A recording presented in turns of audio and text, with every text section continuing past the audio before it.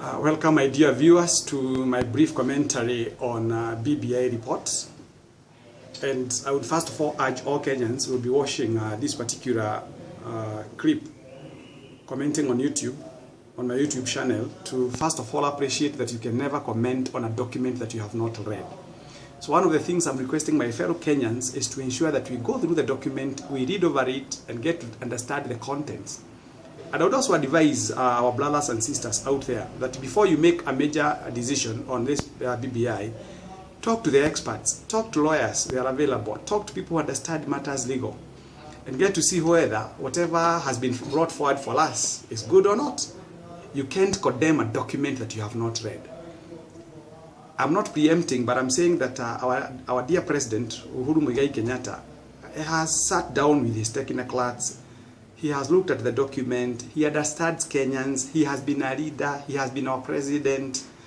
And I tend to think that the president is looking what we call posterity, going beyond his term, and of course even ensuring that Kenya does well, economically, socially, politically, and in all fronts. So if I may comment on a summary, BBI, Building Bridges Initiative, Kenya, we have had issues. Every 5 years we have had issues. And I think when the president, in his wisdom, sat down with his people, those who advised him, he thought it was wise for him to come up with something that can help this Republic of Kenya to grow.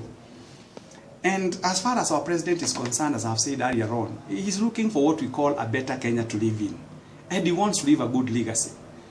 And so we need to ask ourselves, even before I go into what we call the highlights of BBI, why have BBI in the first place? Building Bridges Initiative.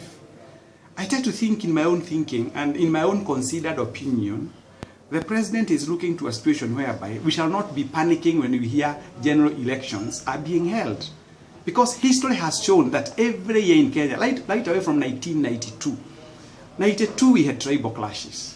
97 we still had tribal clashes.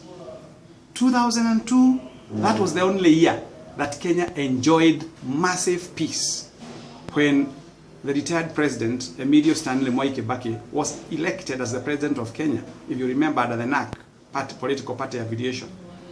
That was the only time that the issue of tribe had come to an end. Luos voted for Kibaki.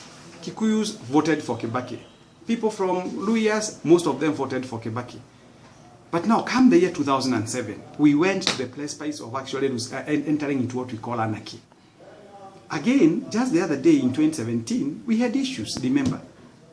We had issues that even the Chief Justice had to nullify a presidential election. So, and that is what made the president to sit down and ask, what do we require to do?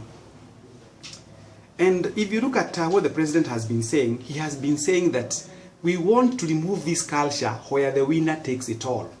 Where the winner takes it all. It's good to appreciate that even the number 2, for instance, the former Prime Minister, Raila Amolo Odinga, he had about 6 or 7 million votes. That's a very big constituency to be ignored by any individual. So when the president says that we want to ensure that we bring inclusivity in this particular government, I think that is what we are looking for. As a lawyer, I'm a lawyer, we require what we call a coalition government. As much as people don't want to hear that, coalition government is good. You'd not expect somebody who has been voted by over 7 million people to stay in the cold. No. So anyway, let me just highlight some few things about BBI. It is proposing that the current allocation of, just a minute,